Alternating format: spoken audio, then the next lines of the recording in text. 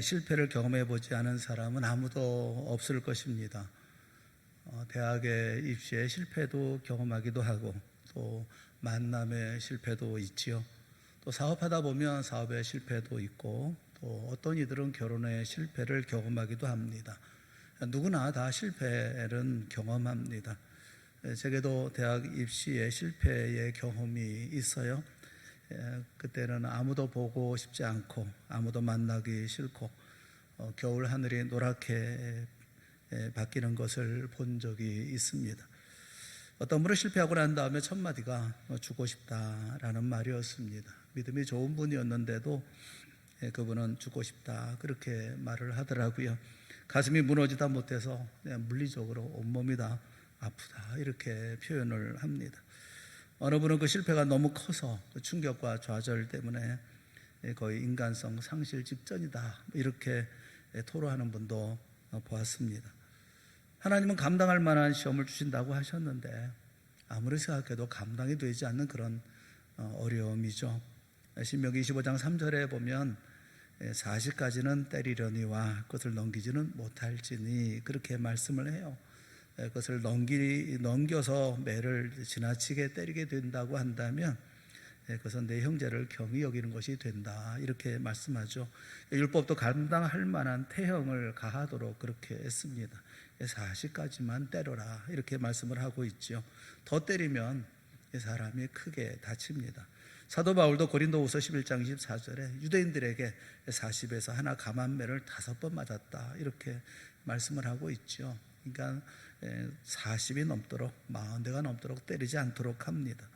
그래서 어떤 분들은 그 시험을 당할 때는 주님 제가 아무래도 40대가 넘는 것 같습니다. 느낌이 그렇다는 거예요. 이러다가는 제가 죽을 것 같습니다. 그런 절망에 빠진 분도 봤어요. 고통 중에 가장 큰 고통은 마음의 고통이죠.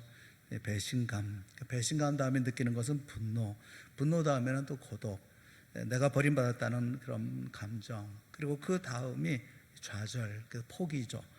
전혀 일어설 수 없는 그런 상황까지 가는 것입니다. 시편 3편의 배경이 바로 이런 좌절감, 이런 실패감, 이것이 배경이에요. 오늘 본문의 표제에 뭐라고 되어 있느냐 하면 다윗이 그의 아들 압살롬을 피할 때 지은 시라는 설명이 붙어 있습니다. 다윗이 아들 압살롬을 피해서 도망갈 때 지었던 시다 이렇게 말씀하고 있죠. 사무엘하 15장부터 19장까지의 사건입니다. 그의 아들 압살롬이 반역을 일으켰는데 이스라엘의 민심이 다윗에게서 다 떠나가 버리고 말았습니다. 사무엘하 15장 12절 말씀에 보면 반역하는 일이 커가매 압살롬에게로 돌아오는 백성이 많아지니라. 압살롬에게 다 백성들이 가버렸다는 거죠. 이스라엘의 왕입니다. 그런데 민심은 다 떠나가 버린, 민심을 잃어버린 왕이에요. 거기다가 배신의 아픔도 있죠. 배신의 아픔이 참 아픈 것이 왜 그러냐 하면 내가 배신을 당해도 아직 그 사람에 대한 사랑이 식지 않았기 때문에 그래요. 사랑하는 사람에게 배신을 당한 겁니다. 그런데 여전히 사랑합니다. 미워해야 할 사람인데 그래서 미워할 수가 없어요. 배신감이라고 하는 것은 애증이 교차되는 그런 마음이죠. 다윗이 꼭 그랬습니다. 정말로 자신을 믿고 따랐던 그런 충신이었던 아히도벨, 그가 자신을 대항하는 적이 되어져 버린 것입니다. 자기가 키웠던 장군입니다. 동고동락하던 장군입니다. 그런데 배신한 겁니다. 적이 된 것입니다. 그보다 더 큰 아픔은 자기가 그토록 사랑했던 아들 압살롬이 자신에게 반란을 일으킨 것입니다. 세상에 이런 일이 있을 수가 있습니까? 자기가 낳은 아들이 이런 일을 벌이니 엄청난 배신감에 무너지죠. 또 우리가 아무리 이런 어려움과 고통을 당한다 하더라도 내가 옳다, 내가 옳은 자리에 있다라고 하면 그래도 위로를 얻을 수가 있습니다. 또 의를 위한 고난이다, 박해다 이렇게 생각하면 그래도 참을만 하죠. 그런데 다윗에게는 그런 것도 없습니다. 배신도 당했고 백성들도 등을 돌렸고 또 다윗 마음도 이것이 내가 의를 위해서 하나님 위해서 당하는 이런 어려움이다 이런 생각도 할 수가 없어요. 그는 피할 수 없는 공개된 명백한 죄가 있었기 때문에 그렇습니다. 우리아의 아내 밧세바를 그는 취했죠.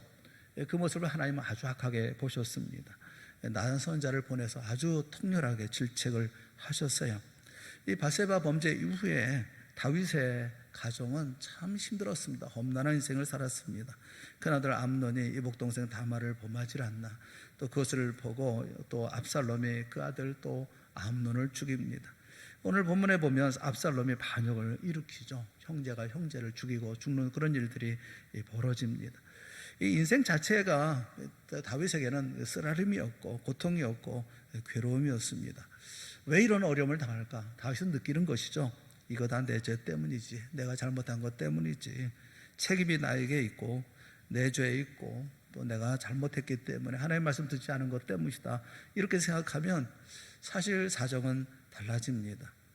실제로 믿는 분들 가운데에도 하나님 앞에 어려움 당하는 것을 보면 그 안에 죄라는 요소가 없지 않습니다. 그러니 더 힘들고 고통스러울 수밖에 없는 것이죠. 이것이 시편 3편의 상황이고 다윗이 겪고 있는 현실입니다. 그 다윗이 그래서 뭐라고 고백을 합니까? 1절, 2절 말씀해 보면 많다 이렇게 얘기를 합니다. 많다. 뭐 시험도 많다, 대적도 많다 이렇게 표현하죠. 여호와여 나의 대적이 어찌 그리 많은지요. 뭐가 많습니까? 대적이 많다. 그렇게 고백을 해요. 일어나 나를 치는 자가 많으니이다. 가만히 있었던 사람들이, 전에는 몰랐던 사람들이 벌떡벌떡 일어나가지고 나를 때립니다. 나를 치는 자가 많아요. 그것만이 아닙니다. 많은 사람이 나를 대적하여 말하기를 그는 하나님께 구원을 받지 못한다 하나이다. 많은 사람들이 또 뒷소리들을 그렇게 합니다. 얘기를 하면서 조롱하고 희롱하고 비웃는 사람이 많습니다. 주님 많습니다. 대적도 많죠. 치는 자도 많죠. 시험도 많고 환난도 많고 어려움도 많습니다. 이게 우리의 고백이기도 하지 않습니까? 참 많습니다.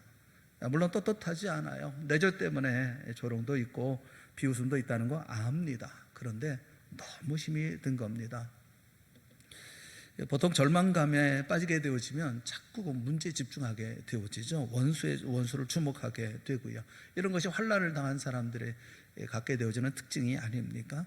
그러니까 어려움 당할 때는 어떤 느낌이 듭니까? 이 문제가 내 삶의 전부인 것처럼 이렇게 보여집니다. 내 눈에는 문제밖에는 보이지를 않습니다. 다윗의 상황이 그런 거예요. 환난밖에 보이는 게 없습니다. 대적밖에 보이는 게 없습니다. 나를 치는 자밖에 보이는 게 없습니다. 조롱하는 자밖에는 안 보입니다. 산 가운데 있는 문제들 때문에 괴로워하고 그것이 너무 커 보이고 짓눌려서 꼼짝달싹 할 수 없는 그런 상황인 것이죠. 우리가 생각해야 하는 것은 바로 그것입니다. 우리가 깊은 외로움을 겪을 때, 또 사랑하는 사람에게 이런 배신을 당하는 아픔을 당할 때, 그래서 이런 어려움을 당하게 되어졌을 때, 게다가 내 과거의 죄악이 내게 상처가 되고 아프게 만드는 절망의 시간이 되었을 때, 아무것도 붙잡을 수 없는 그런 시간이 되었을 때, 그때 나는 뭘 해야 될까? 어떻게 해야 할까라는 것이죠. 내가 뭘 해야 되겠습니까? 그들을 저주해야 되겠습니까? 그저 한숨 쉬고 탄식하고 주저앉아 포기해야 되겠습니까? 낙심해야 되겠습니까? 그렇지 않아요. 오늘 그 말씀을 함께 나누려고 하는 것입니다. 다윗은 이런 상황에서 어떻게 했을까? 어떻게 그런 일어날 수가 있었을까? 그리고 이 모든 것들을 어떻게 보았을까? 그가 했던 첫 번째 일은 무엇이었을까? 그가 했던 첫 번째 일은 여호와 하나님의 이름을 부르는 것이었습니다. 하나님의 이름을 부르는 거예요. 다윗이 여호와 이름을 불렀다. 그때 여호와 이름을 불렀다라는 것입니다. 다윗에게는 부를 이름이 있었어요. 주여 하나님, 이렇게 불렀다는 겁니다. 1절, 2절이 많다 이렇게 탄식하는 것처럼 보여줬는데 3절에 보면 여호와여 이렇게 부릅니다. 여호와여, 주는 나의 방패시요 나의 영광이시요 나의 머리를 드시는 자이시니이다. 그 원문에 보면 여호와여라는 그 앞에 그러나라는 접속사가 있어요. 베라는 접속사가 있습니다. 베아타, 베아타, 베라는 말은 그러나, 또 그리고 그러나 이런 말이고, 아타라는 당신이라는 말이죠. 그 다음에 여호와, 그러나 당신 여호와여 이렇게 부르고 있어요. 다윗의 삶 가운데 이런 말로 표현할 수 없는 많은 괴로움과 어려움이 있었습니다. 다윗은 이 어려움을 토로하는 거죠. 사변을 다 둘러봐도 적밖에는 없습니다. 나를 다 치는 사람들밖에는 없습니다. 그런데 그리고 난 다음에 갑자기 그러나 여호와여, 주는 나의 방패시오 나의 영광이시오 나의 머리를 드시는 자이시니이다 라고 고백을 했다는 거예요. 나를 둘러싼 모두가 다 나를 대적합니다. 나를 조롱합니다. 나를 멸시합니다. 심지어 그 가운데는 나를 때리는 사람도 있습니다. 눈물로 탄식합니다. 그러면서 그러나 하나님 하고 하나님의 이름을 불러요. 주님은 나의 방패십니다. 주님은 나의 영광이십니다. 주님은 나의 머리를 드시는 분이십니다. 그러니까 오직 주님만을 간절하게 바라는 마음으로 주님의 이름을 부릅니다. 여러분, 어려운 문제에 부닥쳤을 때 우리는 뭘 해야 될까요? 어떤 일부터 해야 될까요? 당황스럽고 그리고 황당하잖아요. 이런 일들 가운데서 무엇을 먼저 해야 될까요? 우리가 해야 할 일이 꼭 한 가지가 있다는 겁니다. 제일 먼저 해야 될 일이 뭐냐? 그것은 바로 주님을 바라보고 주님의 이름을 부르는 것이라는 거예요. 주여 나의 하나님이여 예수님이여 하고 소리를 지르는 것이라는 겁니다. 주님을 간절하게 바라보며 주의 이름을 부르라는 거예요. 주여라고 부르라는 겁니다. 사도행전 2장 21절 말씀에 보면 이렇게 말씀해요. 누구든지 주의 이름을 부르는 자는 뭘 받아요? 구원을 받으리라 말씀하고 있어요. 여러분, 하나님의 자녀가 가지고 있는 특권이 뭡니까? 그 특권은 우리가 부를 이름이 있다는 거예요. 우리는 부를 이름을 가지고 있습니다. 사랑하는 여러분, 우리에게는 부를 이름이 있어요. 다윗이 어려움을 당한 그때를 생각해 보세요. 골리앗 앞에 섰을 때를 생각해 보세요. 뭐 큰 소리 치고 나온다 하더라도 골리앗 앞에 섰을 때는 그거 뭐 어떻게 당황스럽지 않습니까? 그저 물맷돌 하나 달랑 들고 섰는데 그 다윗의 마음속에 무엇이 있었을까요? 두려움으로 가득 차 있고 걱정과 근심, 이걸 어떻게 해야 되는가, 뭐 머리가 복잡하고 그렇지 않습니다. 그에게는 오직 하나밖에 없었습니다. 그에게는 여호와의 이름으로만 가득했습니다. 여호와의 이름으로만 그 가슴이 뜨거웠죠. 골리앗이 하나님의 이름을 조소로 나서 모욕을 합니다. 그리고 그런 그 모습을 참지 못하고 나왔던 다윗을 향해서 내가 나를 개로 여기고 막대기를 가지고 내게 나왔느냐, 이렇게 호통을 치죠. 아니, 나를 개쯤으로 하나? 그래서 막대기 들고 나온 거야? 뭐 이러면서 아주 위협하고 공갈을 합니다. 그때 다윗이 무엇을 합니까? 여호와의 이름을 부릅니다. 사무엘상 17장 45절 말씀을 우리 한번 다 같이 읽어봅시다. 시작. 다윗이 블레셋 사람에게 이르되 너는 칼과 창과 단창으로 내게 나아오거니와 나는 만군의 여호와의 이름 곧 내가 모욕하는 이스라엘 군대의 하나님의 이름으로 내게 나아가노라. 다윗에게는 하나님의 이름만 있어요. 이 물맷돌을 들고 내가 얼마나 오랫동안 내가 이런 얘기가 없어요. 내가 용기가 나서 분이 나서 견딜 수가 없어서 그런 얘기가 없어요. 나는 여호와의 이름을 가지고 내게 나간다. 다윗이 골리앗 앞에 설 수 있었던 용기가 뭡니까? 어디서 나온 것입니까? 여호와 이름에서 나온 거예요. 다윗이 이길 수 있었던 능력은 또 어디 있었습니까? 그것은 물맷돌이 아니라 여호와의 이름에 있었습니다. 여호와의 이름을 붙든 소년 다윗이 거인 골리앗을 물리쳐 버렸던 겁니다. 우리도 그렇습니다. 우리의 삶 가운데 골리앗에 붙잡힐 때가 얼마나 많습니까? 골리앗 앞에 설 때가 얼마나 많습니까? 골리앗 같은 문제가 우리 앞에 버티고 설 때가 얼마나 많습니까? 그때마다 우리가 먼저 해야 될 것, 붙들어야 될 것이 뭡니까? 여호와의 이름입니다. 하나님의 이름입니다. 그때마다 우리가 목놓아 불러야 할 이름은 여호와의 이름인 거예요. 성전 비문에 나면서부터 못 걷게 된 이가 앉아 있었죠. 성전에 들어간 이들을 바라보면서 구걸을 했습니다. 기도하러 마침 들어가고 있었던 베드로가 그를 보면서 측은히 여겼어요. 그리고 그에게 뭐라고 얘기를 합니까? 사도행전 3장 6절부터 8절 말씀에 보면 베드로가 이르되 은과 금은 내게 없거니와 내게 있는 이것을 내게 주노니 곧 나사렛 예수 그리스도의 이름으로 걸으라 하고 오른손을 잡아 일으키니 발과 발목이 곧 힘을 얻고 뛰어서서 걸으며 그들과 함께 성전으로 들어가면서 걷기도 하고 뛰기도 하며 하나님을 찬송하니, 그렇게 말씀하죠. 여기 걷기도 하고 뛰기도 하며 하나님을 찬송했다. 그 말씀이 가슴에 확 와닿잖아요. 얼마나 신기하고 얼마나 감격스러웠을까요? 나면서부터 걸어본 적이 없는 사람입니다. 그러니 성전에 들어가면서 걸어보는 거예요. 뛰어보는 거예요. 너무너무 신기한 거예요. 감격스러운 거예요. 표현할 수 없는 기쁨으로 하나님을 찬양합니다. 어디서 이런 능력이 나온 걸까요? 베드로에게는 은도 없습니다. 금도 없습니다. 그러나 그에게 있었던 것이 무엇입니까? 예수의 이름이 있었죠. 나사렛 예수 그리스도의 이름으로 일어나 걸으라. 예수의 이름을 부르는 자에게 능력이 나타나고 구원의 역사가 나타나는 겁니다. 사도행전 4장 12절에 이렇게 말씀해요. 다른 이로서는 구원을 받을 수 없나니 천하 사람 중에 구원을 받을 만한 다른 이름을 우리에게 주신 일이 없음이라 하더라. 인간에게 가장 근본적인 문제가 뭐예요? 구원과 또는 생명 아닙니까? 그 생명, 그런데 그 생명이 주님의 이름을 부르면 구원을 얻게 된다라고 말씀하고 계셔요. 여러분, 이름은 그렇게 중요한 거예요. 이름은 그렇게 소중한 거예요. 이름은 우리에게 정말로 힘이 되어지는 거예요. 우리는 고아가 아닙니다. 왜 예수 믿는 사람이 고아와 같이 살아갑니까? 왜 실마하고 절마하고 입 다물고 살아갑니까? 벙어리입니까? 불러야 하죠. 주님을 불러야 하죠. 어려운 가운데 있을 때는 주님을 부르고 예수님 하고 불러야 되는 거 아니겠어요? 눈물의 선지자 예레미야는 밤낮 눈물만 흘리고 있었던 것이 아닙니다. 예레미야서 33장 3절 말씀해 보면 너는 내게 부르짖으라. 내가 내게 응답하겠고 내가 알지 못하는 크고 은밀한 일을 내게 보이리라. 계속해서 말씀하고 있는 게 뭡니까? 하나님 향해서 계속 부르짖으라는 거예요. 찾으라는 거예요. 내 이름을 부르라 말씀하고 계셔요. 주님을 찾고 부르면 내가 알지 못하는 크고 은밀한 일을 내게 보여주시겠다고 말씀하고 있습니다. 오늘 본문의 4절에 뭐라고 말씀합니까? 내가 나의 목소리로 여호와께 부르짖으니 그의 성산에서 응답하시는도다. 어떻게 기도했다고 합니까? 나의 목소리로 여호와께 부르짖었다. 이렇게 얘기를 하고 있어요. 부르짖는 기도, 내 온 힘을 다하는 기도, 내 온 체중을 다 실어진 기도, 그런 기도를 하는 거죠. 우리가 기도하면서 하나님 앞에 기도할 때 들으시려면 들으시고 말려면 말고 이런 기도가 아니라는 거예요. 주님밖에는 없습니다. 주님 아니면 나에게는 구원이 없습니다. 주님 외에는 나에게 다른 소망이 없습니다.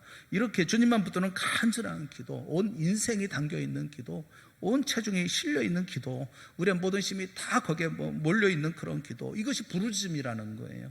우리가 아무리 어려운 가운데 놓인다 할지라도, 그리고 우리가 죄책감 가운데 있다 하더라도 그때 주의 백성이 해야 할 일이 뭡니까? 한 가지예요. 예수님 하고 외치는 그 부르짖음으로 우리는 살 수가 있는 것입니다. 어려운 가운데 있는 모든 성도들이 오늘 이 시간 주님의 이름을 부르는 하나님의 사람들이 되어질 수 있기를 주님의 이름으로 축원합니다. 이렇게 주님의 이름을 부르면 세 가지 변화가 있어요. 세 가지 변화가 있다고 말씀하고 있죠. 이 3절 말씀해 보면 여호와여 주는 나의 방패시오 주는 나의 영광이시오 주는 나의 머리를 드시는 자니이다 라는 고백을 하게 되었다라는 겁니다. 주님의 이름을 부르게 되어지면 주님이 나의 방패가 되십니다. 방패, 마겐, 이 방패라는 이 말의 뜻은 지킨다, 보호한다, 그런 뜻을 가지고 있어요. 예전에는 옛날 전쟁에서는 칼과 창, 활을 가지고 나가서 싸우지 않았습니까? 그것을 막을 수 있는 게 뭐죠? 방패밖에는 없었어요. 막지 않으면 죽으니까요. 성경은 하나님을 가리켜서 방패다 이렇게 말씀을 해요. 여러분, 그렇다면 이 방패가 하나님이시라고 한다면 이 하나님을 뚫지 않고서는 내 머리카락 하나도 상하지 않을 것이라고 말씀하고 있는 것 아닙니까? 하나님의 방패예요. 생각해 보십시오. 하나님이 뚫리겠습니까? 뚫리는 방패겠냐고요? 뚫을 수 없는 방패죠. 그러니까 여호와가 나의 방패라고 믿는, 확신하는 사람은 자신에게 도전해오는 어떤 일이라 할지라도 그냥 우습죠. 여호와가 내 방패인데 여호와를 뚫으려고 해? 하나님을 뚫으려고 해? 그래서 하나님이 나의 방패라고 믿는 사람은 세상의 모든 것들이 가소롭습니다. 평안하죠. 우리 속담 가운데 불가능한 일을 우리 묘사할 때 그런 얘기 하잖아요. 계란으로 바위치기, 계란으로 바위치기, 그런 얘기 있잖아요. 속담이 있잖아요. 불가능하다라는 거예요. 아무리 쳐봤자 아무것도 안 이루어진다는 거예요. 될 게 없다는 겁니다. 그렇지만 수백 년, 수천 년 계란을 바위치다 보면 바위도 금이 가지 않을까? 그런 가능성도 있지 않겠습니까? 그런데 그런 가능성도, 그런 정도의 가능성도 없는 게 뭡니까? 하나님이에요. 여호와가 방패예요. 여러분, 아무리 달려든다 하더라도 끄떡도 없는 게 하나님이에요. 너희들이 1000년, 100년 두들겨 봐라. 뚫리나? 하나님은 뚫리지 않습니다. 여러분도 어렵고 힘겨울 때 주님하고 부르시면 어떤 확신이 듭니까? 여호와가 나의 방패라는 확신이 생기는 거예요. 주님이 나의 방패가 되어주신다는 확신이 듭니다. 주님이 나의 방패라는 확신을 갖게 되어진다면 누가 우리를 건드리겠어요? 누가 우리를 사게 할 수 있겠어요? 주님이 맡고 계시는데, 주님은 뚫리지 않는 방패입니다. 주님의 이름을 부를 때 주님은 나의 방패라는 확신을 갖게 되어진다는 거예요. 두 번째 고백이 뭡니까? 주는 나의 영광이시오 라는 거예요. 카보드, 영광이라는 겁니다.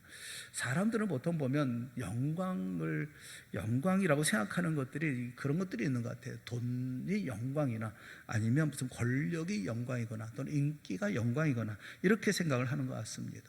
돈이 영광이라고 생각하니까 자신의 영광을 더하기 위해서 비싼 옷 사 입는 거 아니에요? 그리고 뭐 좋은 차 타고 다니고 비싼 집에 살고 그런 거 아닙니까? 그러면 깔보고 으스대는 거 아니겠어요? 돈이 영광인 줄 압니다. 권력이 영광인 줄 아는 사람들도 있어요. 한 번 장관은 영원한 장관이에요. 70 이상 되신 그런 분인데 그분을 주변에 있는 사람들이 장관님 그렇게 불러요. 나이가 저렇게 연세가 많으신 분인데 70이 넘으신 분이 지금도 장관하시나? 근데 그런 게 아닙니다. 그분이 장관하는 게 아니라 20년 전에 장관이었어요.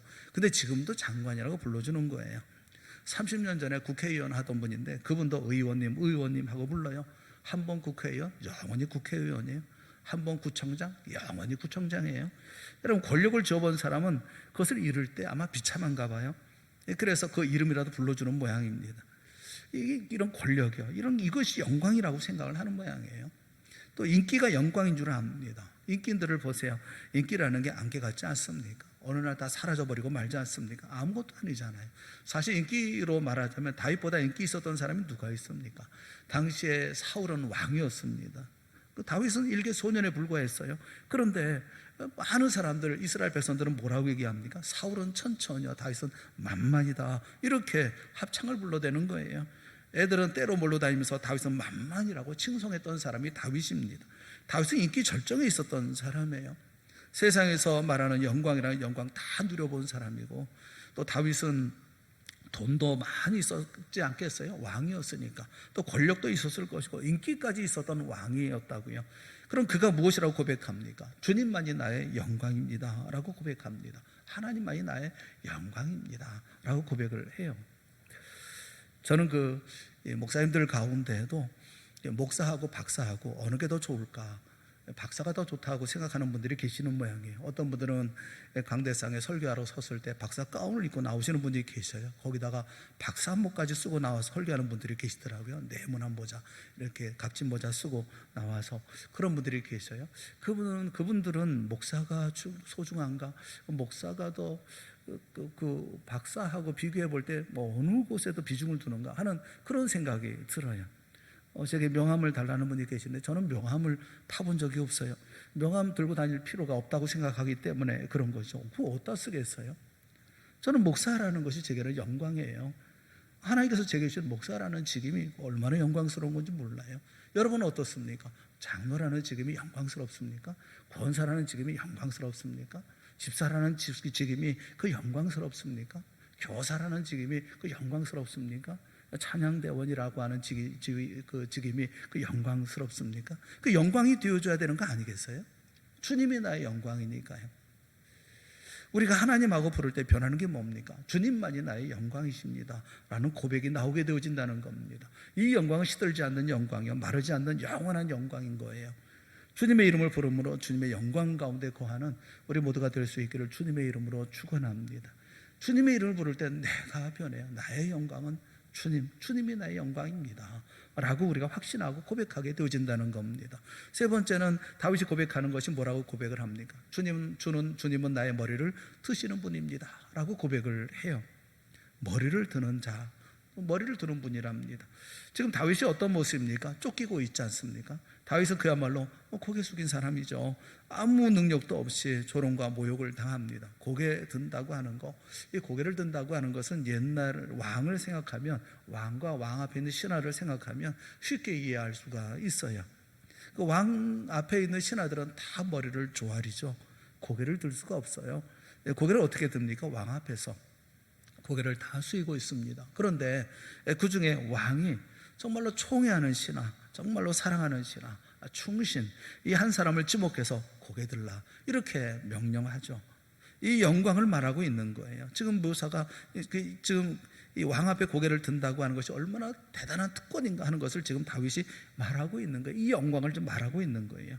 전능하신 만왕의 왕 되신 여호와께서 나를 향해서 고개를 들라 이렇게 하셨다는 겁니다. 이거 굉장한 일 아닙니까?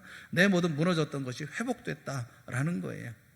언제 주님 앞에서 고개를 드는 일이 벌어집니까? 주님, 주님하고 부를 때, 하나님, 예수님 이렇게 부를 때 고개 숙인 모든 비참함에서 우리가 고개 들게 하는 놀라운 영광의 자리 가운데 있게 되어진다는 것입니다.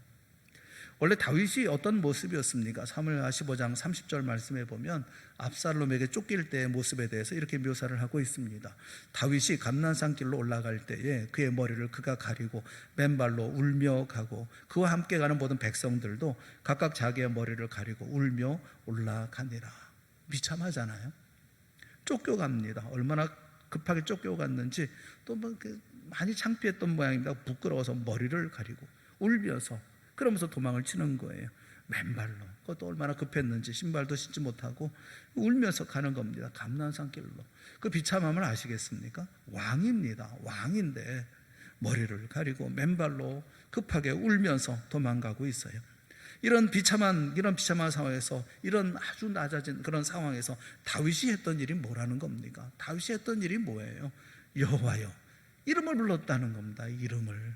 여호와여, 여호와여, 여호와여, 주의 이름을 불렀다는 거예요. 그랬더니 어떤 일이 벌어집니까? 주님이 나의 고개를 들게 하시더라는 겁니다. 그랬더니 어떤 일이 벌어집니까? 하나님이 나의 영광이 되는 은혜가 있다는 거예요.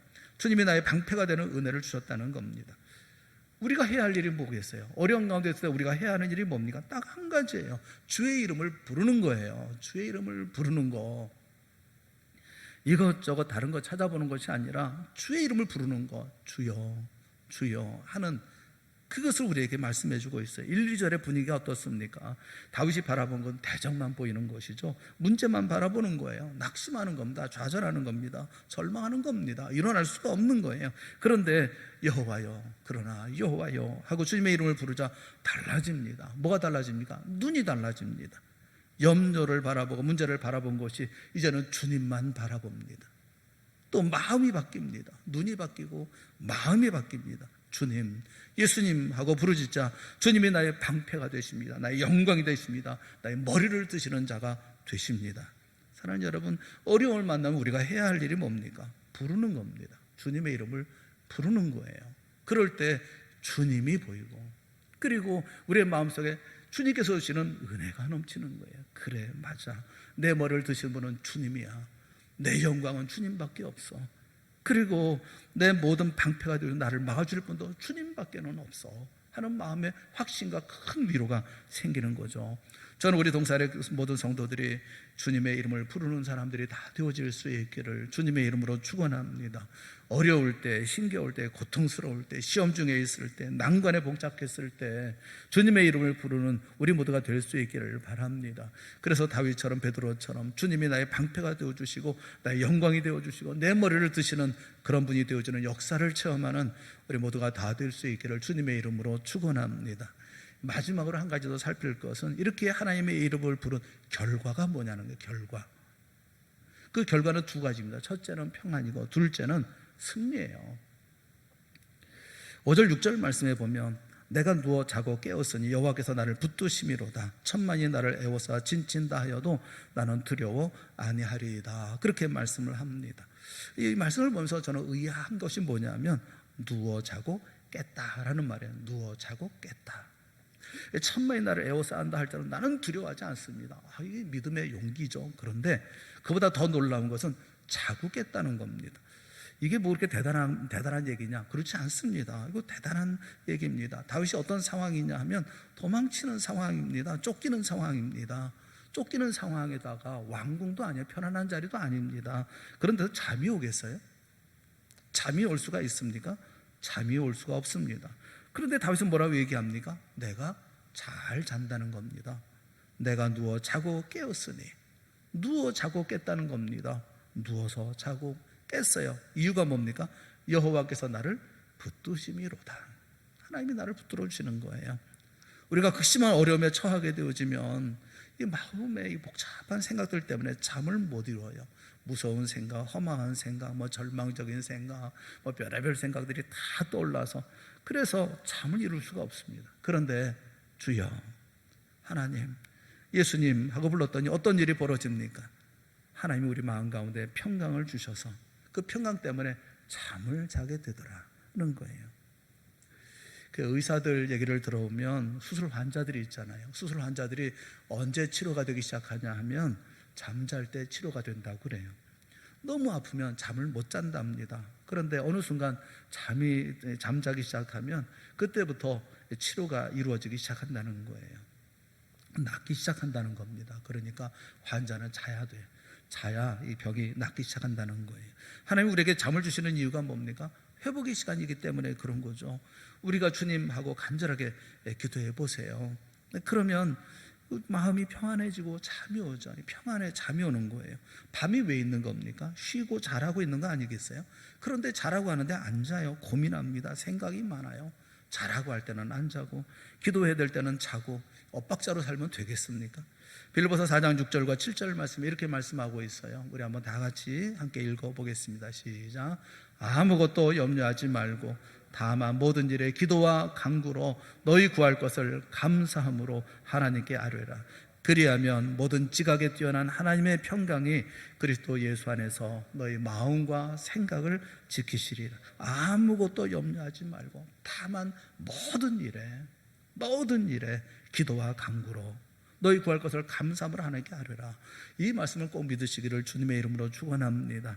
감사함으로 주님의 이름을 부르짖고 기도하면, 그러면 어떤 일이 벌어집니까? 너희 마음과 너희 생각을 그 가운데 하나님께서 평강으로 지켜주시겠다. 우리 마음에 우리 생각에 평강을 주시겠다. 그렇게 말씀하고 있는 거예요. 주여, 주님을 부르면 우리 마음에 평강이 임합니다. 두 번째 결과는 승리예요. 7절과 8절 말씀에 보면 여호와여 일어나소서 나의 하나님이여 나를 구원하소서 주께서 나의 모든 원수의 뺨을 치시며 악인의 이를 꺾으셨나이다. 구원은 여호와께 있사오니 주의 복을 주의 백성에게 내리소서. 첫 번째는 평강이고 두 번째는 삶의 승리입니다. 나의 모든 원수의 뺨을 치시며 악인의 이를 꺾으셨나이다. 완료형입니다. 꺾으셨나이다. 미래에 이루어질 승리예요. 그런데 완료형으로 말씀을 합니다. 히브리어 표현은 너무나 확실하고 확고한 이런 사실이면, 이런 확신이 들면 완료형을 씁니다. 우리도 그런 완료형으로 쓸 때가 있잖아요. 싸우다가 애들끼리 싸우다가 그런 얘기하잖아. 너 죽었어. 완료형이거든요. 죽을 거예요. 내가 죽이겠다. 뭐 이런 표현이잖아요. 그런데 어떤 확신, 틀림없이 이루어질 모든 일, 그래서 과거형으로 말하는 거죠. 죽었어. 이렇게 과거형으로 말하는 거죠. 예수님도 요한복음 16장 33절 말씀에 보면 세상에서는 너희가 환난을 당하나 담대하라. 내가 세상을 이기었노라. 완료형이죠. 내가 세상을 이기었노라. 문맥으로 볼 때는 미래에 대한 얘기입니다. 너희가 환난을 당할 거야. 그럴 때 담대해. 내가 세상을 이기었노라. 이 모든 것은 다 미래 얘기인데 과거형으로 씁니다. 그래서 미셸이라고 하는 그런 신학자는 그런 얘기를 했어요. 다윗은 용사로서의 주님의 능력을 완전히 확신했기 때문에 이 본문을 완료형으로 썼다. 이렇게 얘기를 해요. 우리도 그렇습니다. 하나님이 역사하면 마귀는 죽었어.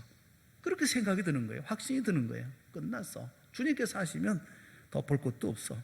다윗이 지금 고백하는 게 뭡니까? 넌 죽었어. 넌 끝났어. 마귀는 죽었어. 그런 얘기잖아요. 뺨을 치고 이를 꺾어 주십시오 라는 이 말씀에 대해서 크리스티안만이라고 하는 분이 그런 얘기를 했습니다. 원수들이 말로 공격했기 때문에 그 말하는 기관을 부수어 달라고 기도하고 있는 거다. 이렇게 얘기를 했어요. 조롱하고 비웃잖아요. 원수들의 말이 아주 독하잖아요. 말 한마디를 해도 속을 다 뒤집어 엎는 그런 말을 하지 않습니까? 말이 독하살 것 같아요. 말 때문에 얼마나 많이 괴로워합니까? 다윗이 호소하는 겁니다. 그 사람들이 말했던 모든 것들을 다 무너뜨려 주시옵소서. 그래서 뺨을 치고 이를 꺾어 주시옵소서. 뺨을 치고 이를 꺾으면 무슨 일이 벌어집니까? 아무런 말도 하지 못하도록 입안을 엉망으로 피투성이로 만들어 주시옵소서. 그런 내용이잖아요. 하나님의 이름을 부른 후에는 완벽한 승리를 확신하고 있어요. 언제 승리합니까? 주님의 이름을 부를 때였어요. 주님의 이름을 부를 때. 사랑하는 여러분, 우리는 하나님의 이름을 불러야 돼요. 어려운 가운데 있을 때 주여, 하나님이요, 예수님이요, 이렇게 주님의 이름을 불러야 돼요.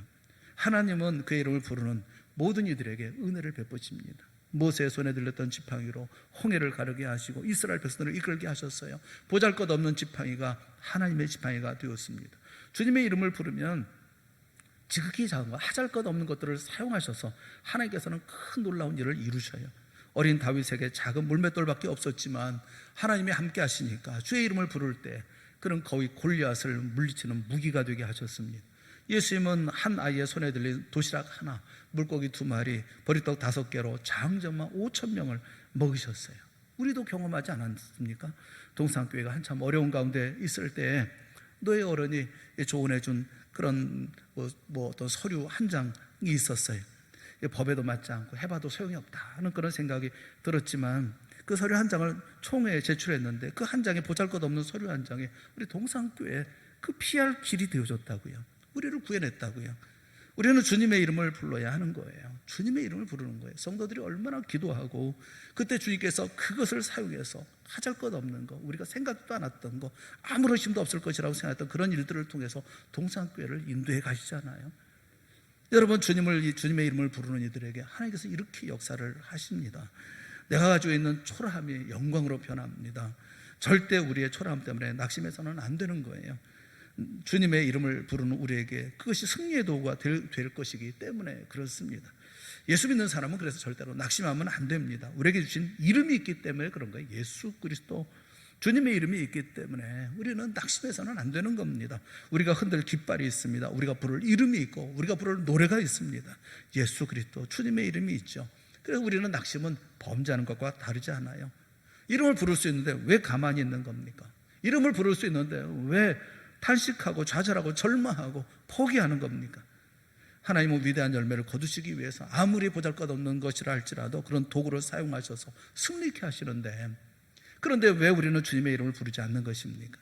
매 순간순간마다 주님의 이름을 부르는 그럴 때 주님께서는 우리에게 평안도 허락하시고 또 구체적인 승리의 놀라운 역사도 이루신다는 사실을 꼭 믿는 우리 모두가 될 수 있기를 주님의 이름으로 축원합니다.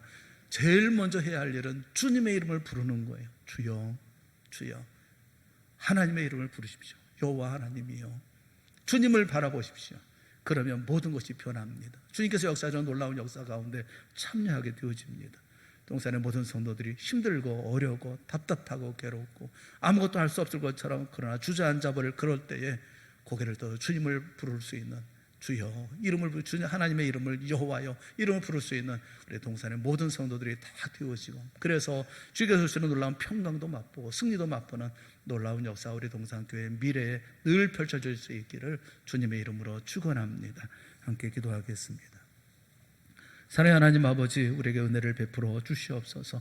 우리에게는 우리 주님이 계심을 잊지 않게 하여 주시옵소서. 부를 이름이 있음을 기억하게 하여 주시옵소서. 힘들고 어려울 때마다 주여, 주님을 바라보게 하여 주시옵시고 주께서 주시는 은혜를 누리며 살게 하여 주시옵시고 그 평강 속에서 승리하는 우리 동산 모든 성도들이 되게 하시고 우리 동산교회가 되게 하여 주시옵소서. 예수님의 이름으로 간절히 기도드리옵나이다. 아멘. 우리 다 같이 자리에서 일어나셔서 91장 찬송하겠습니다.